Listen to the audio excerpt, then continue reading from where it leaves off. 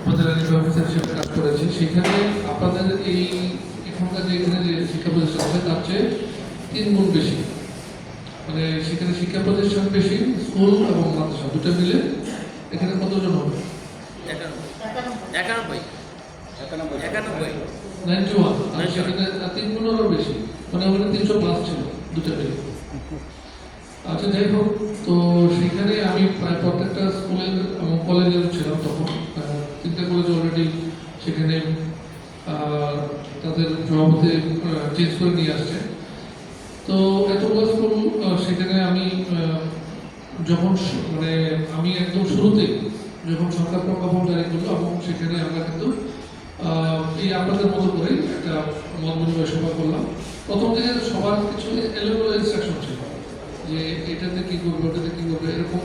তো আমি এরকম একটা মিটিং করে সবাইকে একটা কমন নির্দেশনা দিয়েছিলাম, সেই নির্দেশনা অনুযায়ী কাজ করেছি। এখন আপনাদেরকেও সেটা দিতে চাই। প্রথম কথা হচ্ছে যে এটা অস্বাভাবিক একটা পরিস্থিতি, মানে অস্বাভাবিক পরিস্থিতির কারণে কিন্তু এই হঠাৎ করে উপজেলা নির্বাহী অফিসারকে সভাপতির দায়িত্বটা দেওয়া হয়, তাই না? এই পরিস্থিতিতে আপনাদের যেই বিষয়গুলোতে আমি মানে কাজ করব, আর যে বিষয়গুলোতে কাজ করবো না, নিয়মিত ভাবে থাকলে যেটা করবো সেটা করবো। সেটা হচ্ছে যে আপনাদের বেতন ভাতা, তারপর হচ্ছে এনটিআরসির নিয়োগ এবং এনটিআরসির চাহিদা, এই সংক্রান্ত যে কাজগুলো আছে এর বাইরে আমি তেমন কোনো কাজ করবো না। এর বাইরে যে কাজগুলো থাকে, যে কিছু নিয়ম থাকে, এই নিয়োগের বিষয়ে আমি এই মুহূর্তে কোনো কাজ করবো না। সেটা রেগুলার যে কমিটি সেটা করবো, এটা একটা কমন ইনস্ট্রাকশন। সেকেন্ড ইস্যুটা হচ্ছে আপনাদের গত মার্চ মাস বা ফেব্রুয়ারি মাস এরকম একটা সময়, না সরি, মার্চ অথবা এপ্রিলে একটা নির্দেশনা আসছে, বিশেষ করে স্কুলের ক্ষেত্রে মাধ্যমিক শিক্ষা অধিদপ্তর থেকে প্রত্যেকটা স্কুলে 5টা করে কমিটি, আপনারা পেয়েছেন কিনা এরকম? অনেকেই বলেছেন, আমি একটা স্কুলে হয়তো পাইনি। এই 5টা কমিটি থাকতে হবে এখানে। শিক্ষণ মূল্যায়ন কমিটি, অর্থ ক্রয় কমিটি, এরকম বেশ কয়েকটা, উন্নয়ন কমিটি, এরকম বেশ কয়েকটা কমিটি আছে। এই 5টা কমিটি, এটা হচ্ছে কমিটির সদস্য এবং শিক্ষকদের সমন্বয়। যেভাবে নির্দেশনা দেওয়া আছে সেভাবে নির্দেশনা মোতাবেক আপনারা কমিটিটা করে ফেলবেন। যাদের করা আছে ওকে, আর যাদের করা নাই তারা করে ফেলবেন, ঠিক আছে? সেকেন্ড ইস্যু হচ্ছে যাদের, আমি একটা স্কুলে পাইলাম যে এমপিও যে টাকাটা আসে আপনাদের শিক্ষকের এগেস্টে একটা বরাদ্দ আসে, সেটা আমরা স্বাক্ষর করে ব্যাংকে চলে যায়। ব্যাংক থেকে এটা চেকের মাধ্যমে হতে পারে, অথবা আপনারা টোটাল টাকাটা তুলে ওখানে যে স্কুলের যে কেরানি থাকে তার মাধ্যমে শিক্ষকদের কাছে চলে যায়, এইভাবে অথবা ব্যাংকের অ্যাকাউন্টে চলে যায়, যার অ্যাকাউন্টে চলে যায়। এটা স্কুলের অবশ্যই মানে তোলার তো দরকার নেই, হিসাব নিকাশের মধ্যে তোলার তো দরকার নেই, না? আমি এটা বলছি না, আপনার স্কুলের যে আয় ব্যয় আছে, আমার কাছে এখন শিক্ষক আসছে না, স্কুলের আয় ব্যয়ের মধ্যে এই টাকাটাও নিয়ে আসছে, এটা থাকবে না।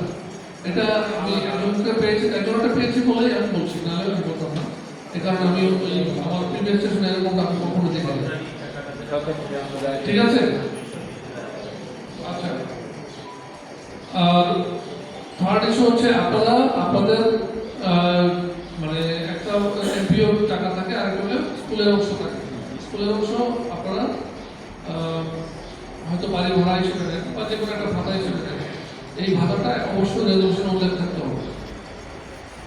এবং প্রিভিয়াস কমিটি, আগের কমিটিতে যদি উল্লেখ না থাকে, বর্তমান কমিটিতে আপনারা উল্লেখ করে যে তার মূল বেতনের এত % টাকা আপনারা এই বাড়ি ভাড়া ভাতা হিসাবে দেবেন, এটা উল্লেখ থাকতে পারে সুস্পষ্ট হবে, এবং সেই পার্সেন্টেজ অনুযায়ী আপনারা দেবেন, এবং এটার ক্ষেত্রে সমহারে সকলের জন্য সমান থাকবে।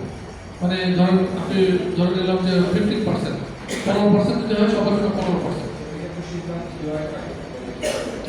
যদি না দেওয়া থাকে সেটা বলা, যদি অনেকের নাই, অনেকের দেওয়া থাকে, হ্যাঁ, সেটা ক্ষেত্রে একই জিনিস, এটাও উল্লেখ থাকতে হবে অবশ্যই। রেজলিউশনে উল্লেখ থাকতে হবে। আর অনেক সময় দেখা যায় যে হ্যাঁ এই প্রধান শিক্ষক প্রশাসনিক কাজ করে, তার জন্য সেটা ধরে নিতে পারি আমরা 1000 টাকা একটা মোবাইল খরচ ধরে নিতে পারি, অথবা তার যে আয় আসা যাওয়া আছে বিভিন্ন জায়গায় সেগুলো তো সে টিএবি প্লেস করে না, তো সেটা তো সে আলাদা ভাতা পাচ্ছে, সেটার জন্য তো আর একটা ভাতা প্রয়োজন নেই। ঠিক আছে? আর স্কুলের যে ব্যয়টা আছে যত ধরনের, আপনার ওই যে খণ্ডকালীন শিক্ষক বলেন, আপনাদের এই যে ভাতা ছাড়া অন্যান্য যেমন খাতা কলম কিনা, তারপরে হচ্ছে চক ডাস্টার কিনা, এইসব যে খরচ, ইন্টারনেট বিল দেওয়া, বিদ্যুৎ বিল দেওয়া, এটা অবশ্যই আপনাদের একটা কমিটি, উপকমিটি বললাম না একটু আগে, অর্থ প্রয়োগ উপকমিটি, সেই কমিটির সুপারিশ করে আমার কাছে উপস্থাপন করে আমি স্বাক্ষর করে দেবো। এই হচ্ছে আমার কথা। আর ফাইনালি যে কথাটা আমি বলতে চাই, আপনারা এই যে এখানে শিক্ষক যারা আছেন সবসময় আমার অফিসে গুগল করার কোনো প্রয়োজন নেই। আপনারা আপনাদের ডিউ টাইমে এমপিও যে যেটা, সেটা আমাদের যে অফিসের আমার অফিস সহকারী যে মুজিবুর সাহেব, সেই কাজটা দেখে থাকে, তাই না? তার কাছে দেখে যাবেন, আমার কাছে সরাসরি নিয়ে আসার দরকার নেই, তার কাছে দেখে যাবেন, আগে দিন দেখে যাবেন, পরের দিন আমি যদি কোনো ধরনের অন্য কোনো ধরনের বিজিনেস না থাকে, আমি যদি অন্য কোনো কাজে ইনভলভ না হয়ে যাই, আপনার পরদিন এটা পেয়ে যাবেন। ঠিক আছে? আর এর বাইরে যদি গুরুত্বপূর্ণ সিদ্ধান্ত হয় সেটার ক্ষেত্রে আমার সাথে আলোচনা করবো। বুঝতে পারছেন? তো সেই কারণে আপনাদের আমি চাই না যে আপনাদের প্রধান শিক্ষক হিসেবে আপনাদের স্কুলে কিন্তু অনেক কাজ থাকে, তো সেই এই আমার অফিসের পিছনে ঘুরঘুর করে আপনারা এই সময়টা বের করেন, এটা কখনো চাই না। আচ্ছা, আরেকটা হচ্ছে এনটিআরসি সনদ যাচাই নাই এরকম স্কুল বা মাদ্রাসা আছে, এনটিআরসি সনদ যাচাই করা হয় না, কে কে আছে একটু হাত তুলবেন। এনটিআরসি সনদ যাচাই করা হয় নাই, এটা কিন্তু আমি এই কাছ থেকে প্রত্যেকটা স্কুলের এনটিআরসি সনদ যাচাই, যেটা ওয়েবসাইটে থাকে, আপনাদের ওয়েবসাইটে কিন্তু ওই যে বারকোড সহ একটা ইয়ে দেয় না, তাদের নামটা দিয়ে দেয়, সেটা থাকতে হবে। আরেকটা বিষয় হচ্ছে আপনার যোগদানের তারিখ এবং জন্ম তারিখ, এটা মিলিয়ে দেখবেন তার এনআইডির সাথে অথবা তার জন্ম নিবন্ধনের সাথে, এবং এটা ওই এমপিওতে উল্লেখ থাকতে হবে। এটা মাদ্রাসা এবং হচ্ছে স্কুল সকলের ক্ষেত্রে একই নির্দেশনা। বুঝতে পারছেন? এটা এবার আপনার দেন কিনা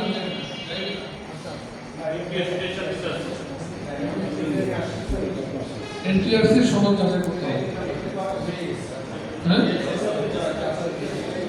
না না, যাদের রিসেন্ট নিয়োগ হয়েছে তাদের যাচাই হচ্ছে, প্রিভিয়াসলি যাদের নিয়োগ হয়েছে তাদের যাচাই হয়। রিসেন্ট যেটা সেটা আছে, আমি সবার এনটিআরসি যে সময় থেকে এনটিআরসি আসলে কার্যক্রম শুরু করেছে 2016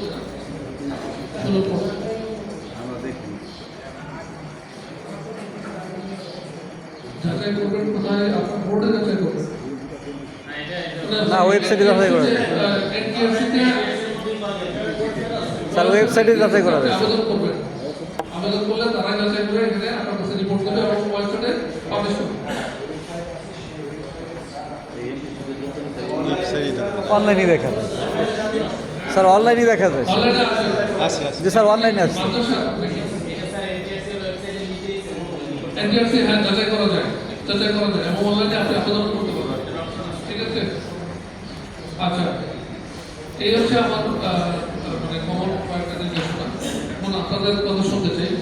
আপনাদের এর বাইরে যদি মানে আমার এই যে মানে আমার যে নির্দেশনা এর সাথে যদি দ্বিমত থাকতে পারে সেটাও বলতে পারেন, অথবা এর সাথে কোনো যদি সমস্যা থাকে সেটাও বলতে পারেন।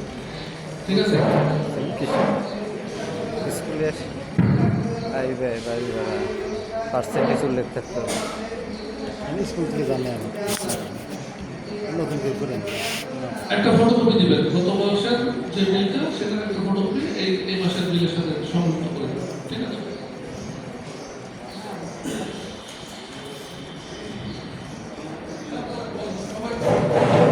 আসসালামু আলাইকুম রহমতুল্লাহ।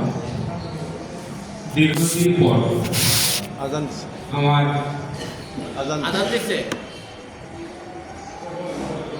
মাইক ছাড়া বলেন।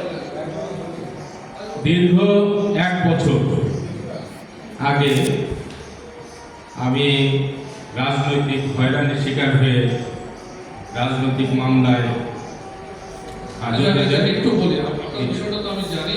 জি, স্যার। আমি ইন্ডিভিজুয়াল কোনো প্রবলেম এখানে শুনবো না, এখানে কমন প্ল্যাটফর্ম, কমন যে কথাগুলো সেগুলো শুনবো, অন্য কোনো কথা শুনবো না।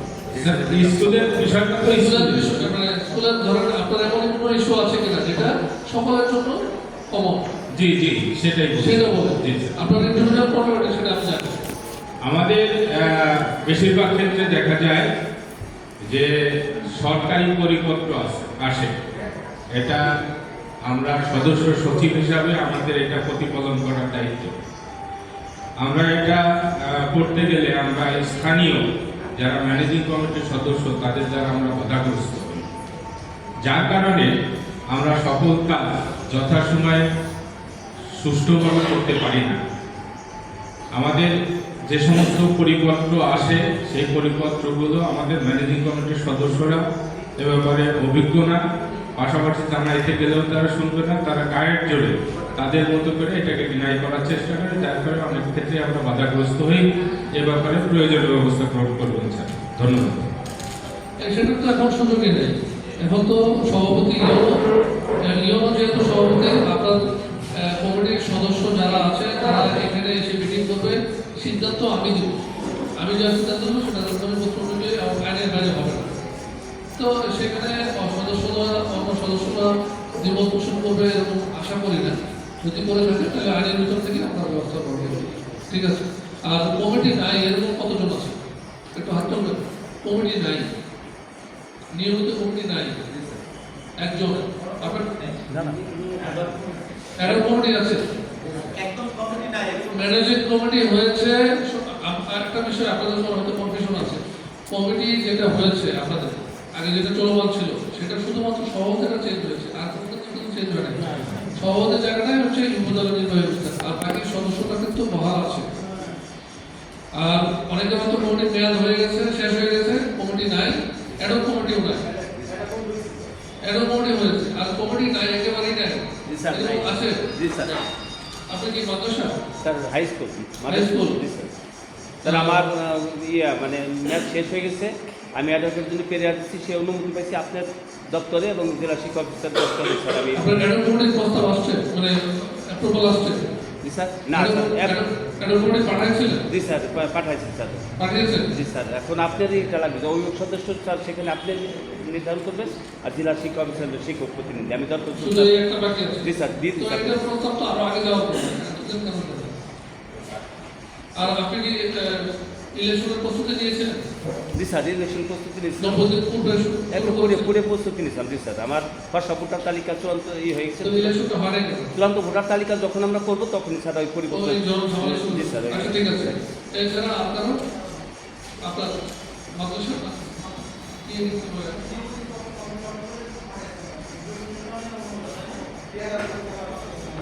না না এখন আরো করবো, আপনার নিয়মিত করে এখন হবে, শুধুমাত্র সভাপতি জায়গাটা উপজেলা নির্বাহী সেক্রেটারি আসবে ওই ব্যাপারে।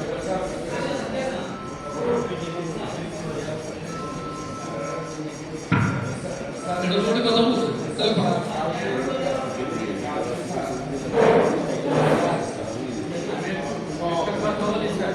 সকল। আচ্ছা ঠিক আছে, সেটা নির্দেশনা আসছে, সেটা হবে।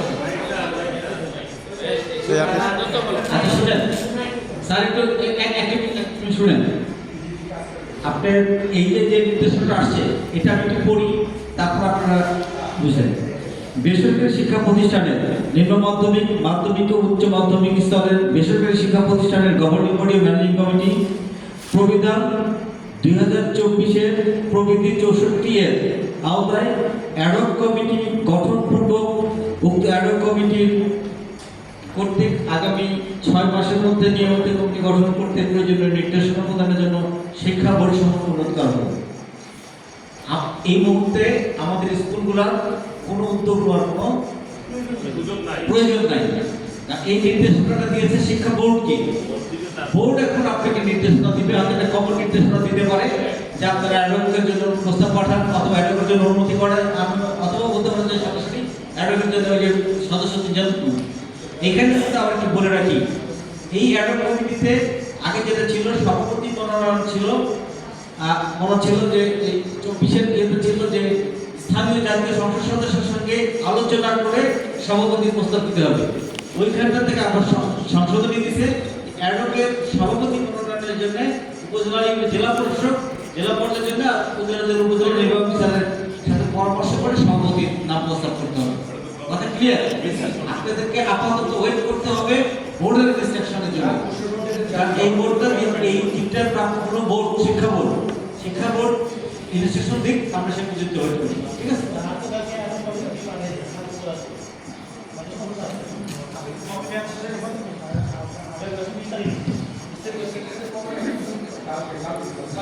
আচ্ছা ঠিক আছে, সেই নির্দেশনা অনুযায়ী পরবর্তী কার্যক্রম করবো। আচ্ছা, আমার প্রশ্ন হচ্ছে যে আমরা তো এই যে মাঝে মাঝে কমিটি মিটিং করি, এখন আগেকার স্যার বলছিলেন যে এখানে তো করা সম্ভব না, আপনি স্কুল থেকে করে নিয়ে আসবেন, তারপর সই করে দেবেন। এখন আপনারা তো 42টা স্কুল আছে, আমরা এখন এই মিটিংটা কীভাবে করবো, রেজুলেশনটা কীভাবে হবে? আচ্ছা, এই সিদ্ধান্তগুলো আমি তো বললাম, যদি গুরুত্বপূর্ণ কোনো সিদ্ধান্ত থাকে আমার সাথে আলোচনা করে খসড়া একটা করে নেবেন। আচ্ছা, এই আরেকটা বিষয়, এটা আপনাদের আমার একটা আমি দেখলাম যে এখানে আপনারা বসে করে নিয়ে আসেন, ওই যে রেজলিউশনটা খাতা না নিয়ে এসে দুটা পেজে নিয়ে আসে। এখানে হচ্ছে সে যেটা বলতে হয়তো বা সেটা ফাইলিং সিস্টেম, আমরা যে অফিসের আদালতের ফাইলিং সিস্টেম যেটা করে থাকি সেরকম। তো ফাইলিংয়ের কিছু প্রসেস থাকে, একটা হচ্ছে যে দুটো অংশ থাকে, একটা মোটাংশ, একটা হচ্ছে পত্রাংশ। ফাইলের মোডে লেখা থাকবে, আবার পত্রাংশ থাকবে এই পাশে, মানে বাম পাশে থাকবে নোটাংশ, ওখানে নোট নাম্বার থাকবে এবং নোট নাম্বার অনুযায়ী লেখা থাকবে যে আমার কোন বিষয়ে কি সিদ্ধান্ত, আর ডাইরে থাকবে সেই পত্রের অংশ। এবং এটা নিশ্চিত উপরে দিকে উঠবে, মানে আমি যদি সবচেয়ে পুরাতন চিঠিটা নিচে থাকবে, তার থেকে উপরের দিকে লেটেস্টটা থাকবে। নোটের ক্ষেত্রেও তাই, নিচে থেকে উপরের দিকে। কিন্তু আপনাদের স্কুলে যে প্র্যাকটিসটা সেটা হচ্ছে আপনারা রেজিস্টার খাতা মেনটেন করেন, তাই না? তো এটা সব জায়গায় একই প্র্যাকটিস। তো যেহেতু আপনাদের ফাইলিং সিস্টেম আসলে আমরা অফিস আদালতে যেভাবে করে থাকি, স্কুলে এটা প্র্যাকটিস নেই। আপনারা রেজুলেশন খাতায় লিখবেন, রেজিস্টার খাতায়। তবে এখানে জিনিসটা কমন, সেটা হচ্ছে রেজিস্টার খাতাটা লেখা থাকবে, একটা প্রত্যয় দিবেন যে এই মর্মের প্রত্যয় করা যাচ্ছে যে এই রেজিস্টার খাতায় এত নং থেকে এত নং পাতা রয়ে আছে, এবং এটা স্কুলের ম্যানেজিং কমিটির রেজুলেশন 52 জন রেজিস্টার রুমে থাকে, যে কাজে ব্যবহার হচ্ছে সেই বিষয়টা এটা লিখে নিচে স্বাক্ষর করে সিল দিয়ে দিবেন এবং তারিখ সহ। দ্বিতীয়ত হচ্ছে আপনার ধরেন এই ম্যানেজিং কমিটির সভা, এটা 4র্থ সভা, এই সভার তারিখ এবং 4র্থ সভা এটা লেখা থাকতে হবে, সভা নাম্বার। এই নাম্বারটা আপনারা নিয়মিতভাবে লিখবেন এবং যে রেজলিউশনটা লিখবেন সুন্দর হাতের লেখার মাধ্যমে সুন্দর করে সিদ্ধান্তগুলো লিখে এখানে কোনো ধরনের কাটাছেঁড়া অথবা গ্যাপ, মানে একটা সিদ্ধান্ত থেকে আরেকটা সিদ্ধান্ত মাঝখানে একটা গ্যাপ দিয়ে রাখেন, এটা যেন না থাকে। ঠিক আছে?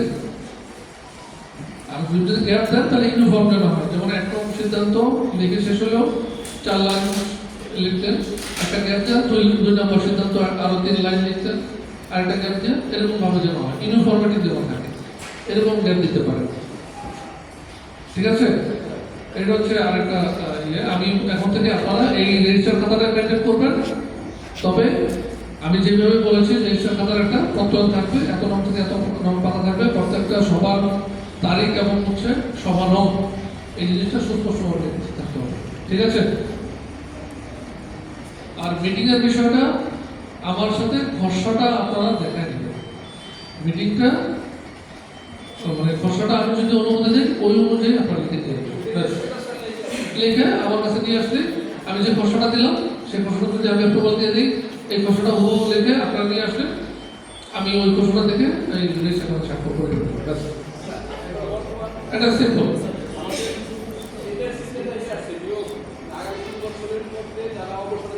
হ্যাঁ,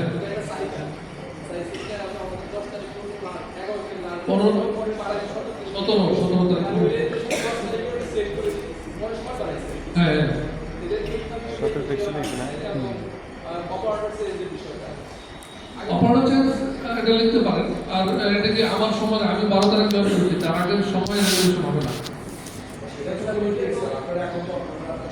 হ্যাঁ, সেটা আপনি করুন। আমি আরেকটা কথা বলি যে এখন আপনাদের সকলে কিন্তু ব্যাংকের স্পেসিফিক সিগনেচার যেটা আছে সেটা চেঞ্জ করতে হবে। এটা দরকার নেই, আপনারা এমনি চেঞ্জ করে দিন। এটা আমি তো বাই পোস্টে নির্বাচিত প্রতিনিধি সেই জন্য বলছি, পাঠিয়ে দিয়েছেন। 12 তারিখের পরে একটা রেজিস্ট্রেশন দেখেন, সমস্যা নেই। ঠিক আছে, 17 আপনি আপনি তাহলে আগের যে সভাপতি ছিল তার সিগনেচার নিয়ে আসতে হবে। আমি 12 তারিখের পরে আপনি তার কাছে তো তখন ছিল, তার সাথে কথা বলতে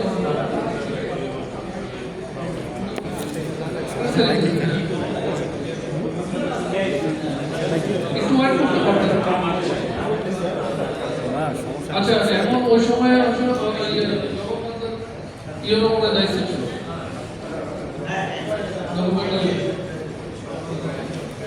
আচ্ছা, এটা এমন কোনো সমস্যা না।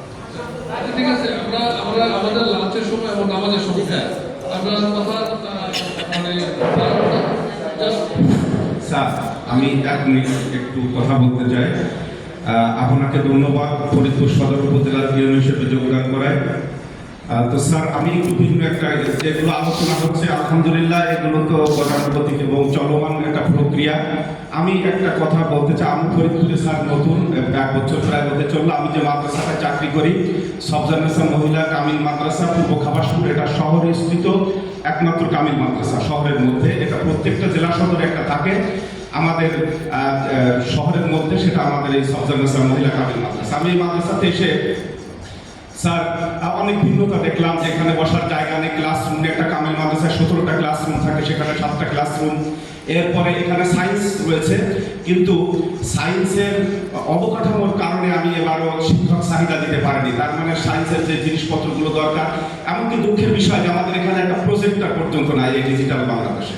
এটা অত্যন্ত দুঃখজনক। এবং এটা শহরস্থিত মাদ্রাসা, এখানে আপনার ফাজিলের রয়েছে পরীক্ষা কেন্দ্র, আপনি বিশ্ববিদ্যালয়ের আন্ডারে কামিল মাস্টার্সের পরীক্ষা কেন্দ্র, এবং আপনি যেটা খুশি হবেন সারা বাংলাদেশে 14টা বিএমএড যেটা মাদ্রাসা সহকারী শিক্ষকরা করে থাকেন বিএড এর সমতুল্য, এই স্টাডি সেন্টার আমার সবজানেসা কামিল মাদ্রাসা। এত কিছু পরও আপনি স্যার আশ্চর্য হবেন যে বর্ষার মৌসুমে আমার স্টুডেন্টরা ক্লাস করতে পারে না, কারণ একটা টিনের কোনো রকম ছাউনি আছে আর একটা সরকারি একটা বিল্ডিং আছে, কোনো রকম রাম টিম করে আমার কোনো বিল্ডিং বরাদ্দ হয়নি। এই জন্য সামনের দিনগুলোতে স্যার যাতে করে প্রশাসনের সমন্বয় করে এভাবে যে প্রতিষ্ঠানগুলো অভাবী আছে এ করে যেন নতুন বিল্ডিং কিংবা যেগুলো সায়েন্সের সরঞ্জামাদি বিভিন্ন জিনিসের স্যার একটু মানে আপনি আমার কথা বোঝেন নাই। এইটার মিটিংটা আমি দেখেছি হচ্ছে কমন প্ল্যাটফর্মে যে আমাদের কথাগুলো থাকে সেগুলো, এটা আপনার একটু বুঝাতে বলবেন। আপনার এখানে আরেকটা বিষয় হচ্ছে যে এই দুটো কষ্ট সবারই থাকে, লিমিটেশন নাই। আপনারটা বললেন, আমি যদি এখন এটা ফ্লোর ওপেন করে দিই লিমিটেশনের জন্য, যে কার কি লিমিটেশন আছে, দেখবেন যে সবারই নাই নাই নাই। তো এটা শোনার আসলে এটা প্ল্যাটফর্ম না, আর যেটা আছে যতটুকু আছে সেটুকু নিয়ে আপনার আগাতে হবে, ঠিক আছে?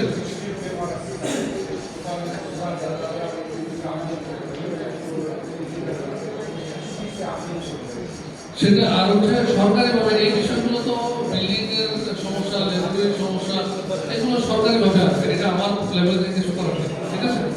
আপনারা আবেদন করেন, হয়তো আপনি সুপারিশ করে অগ্রগতি করে দিতে পারি, কিন্তু আপনারা পার্সেল করে নিয়ে আসতে পারবেন কিনা সেটা আপনাদের বিষয়।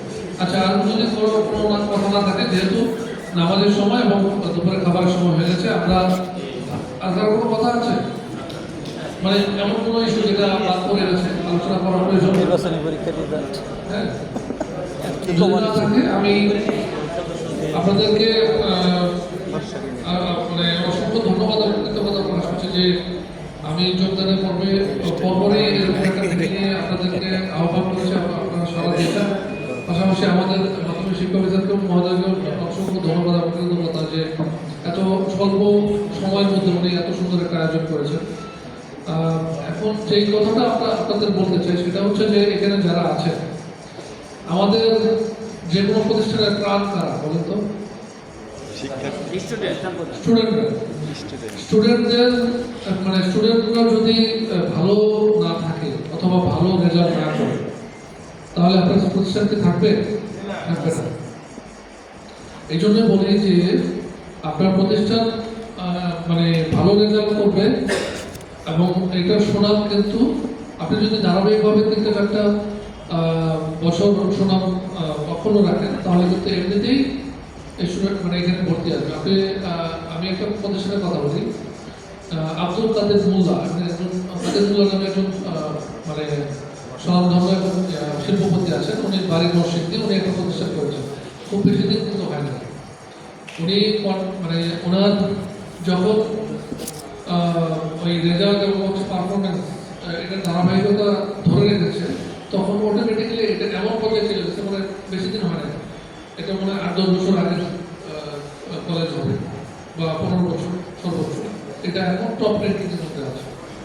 তো আমি আপনাদের যেই শিক্ষক যারা আছেন আর নিজেরও তো গর্ব লাগে, আপনার যখন একটা স্টুডেন্ট ঢাকা ইউনিভার্সিটি ভর্তি হয় বা বুয়েটে ভর্তি হয় বা মেডিকেলে পড়ে, আপনি বলেন না যে অমুক আমার স্টুডেন্ট অমুক অনেক আছে না যে অমুক আমার স্টুডেন্ট সেটিসি অমুক স্টুডেন্ট আমার ডাক্তার, গর্ব করি না?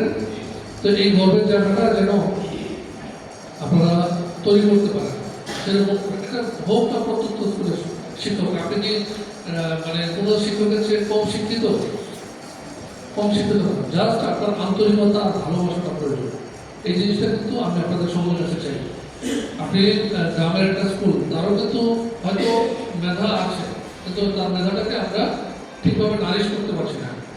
আমরা যদি ঠিকভাবে নারিশ করতে পারি সেই ক্ষেত্রে আমরা অবশ্যই তাকে আমরা ওই আমাদের যে ঢাকা শহরে জেলা শহরে তার কাছে নিয়ে দিতে পারবো। এটা গেল একটা বিষয়। দ্বিতীয়ত হচ্ছে আপনারা মানে প্রধান শিক্ষক সবাই কিন্তু প্রশাসনিক দায়িত্বে থাকেন, সাধারণত প্রশাসনিক কাজগুলো করে থাকেন। এই জায়গাতে আপনাদের অবস্থানটা থাকবে এমন, আপনারা হচ্ছেন মানে আমি যদি বলি যে আমাদের ধর্মের ভাষায় বলি সিরাতুল মুস্তাকিম কি জানেন তো? সহজ সরল পথ, সহজ সঠিক পথ যেটা, সেই রাস্তায় থাকে। আপনি সেই প্রধান হিসেবে অমুক শিক্ষককে বেশি সুবিধা দেবেন, অমুক শিক্ষককে কম সুবিধা দেবেন, অমুক টিচারকে আপনি মানে অমুক ছাত্রকে ভালো চোখে দেখবেন, অমুক নেতার ছেলে বা মেয়ে তাকে ভালো দেখবেন, আবার অমুকের এই জিনিসটা যেন না হয়। আমরা তো একটা কবিতা বলেছিলাম যে আমাদের সাধারণত শিক্ষাগুরুর মর্যাদা, সেই মর্যাদা কি আমাদের আছে এখন? এটা কেন না? প্রশ্ন হয় না? এটা কি এককভাবে আমাদের সমাজের দায়িত্ব দায় নাকি দায়টা আমাদেরও আছে? আমরা কি আমাদের শিক্ষক হিসেবে আমাদের মর্যাদা রক্ষা করতে পেরেছি? আমরা কি আমাদের শিক্ষকের জায়গা থেকে নিরপেক্ষতা বজায় রাখতে পেরেছি কিনা? আমার মনে হয় না পেরেছি। যদি আপনি একটা দেখেন, আমি কাপাসে ছিলাম, এখানেও যেসব শিক্ষক মানে ফিজিক্যালি অ্যাসল্ট হয়েছে, আমি চাই না এটা আইন তাদের হাতে তুলে দিতে, মানে এরকমটা হোক, আইন কেউ নিজের হাতে তুলে না, কিন্তু যারা ফিজিক্যালি অ্যাসল্ট হয়েছে তাদের কিন্তু নিজেদের অন্যায় আছে। এটা আমার সাথে একমত আপনারা। হ্যাঁ, আপনি যদি নিরপেক্ষতা রাখতেন, উনি যেটা বলছেন সেই সহজ সরল পথটা যদি রাখতেন, আপনি যদি আনবায়াস থাকতেন তাহলে করতো না, এবং শিক্ষকরা ছাত্ররা কিন্তু আপনাদের সেই মর্যাদা চোখে দেখত।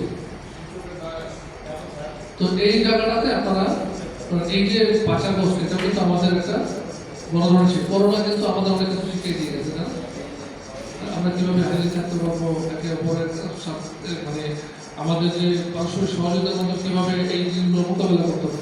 এই যে 5 আগস্টের আগের পরিস্থিতি আর এখন এটাও কিন্তু আমাদের একটা বড় শিক্ষা। এখান থেকে যদি আমরা শিক্ষা গ্রহণ না করতে পারি তাহলে আমরা ব্যর্থ হয়ে যাব। আমাদের যে 5 আগস্টের যে আন্দোলন, যে গণ অভ্যুত্থান, সেটাও কিন্তু ব্যর্থ হয়ে যাবে। তো আমি আপনাদেরকে বলবো এটা যেন ব্যর্থ না হয়, এবং যে বৈষম্যহীন সমাজের আমরা স্বপ্ন দেখি সেই স্বপ্নটা আমরা এখন থেকে সৃষ্টি করব। ঠিক আছে? আপনাদেরকে আরো ধন্যবাদ এবং কৃতজ্ঞতা জানিয়ে আমার কথা শেষ করছি। আসসালামু আলাইকুম।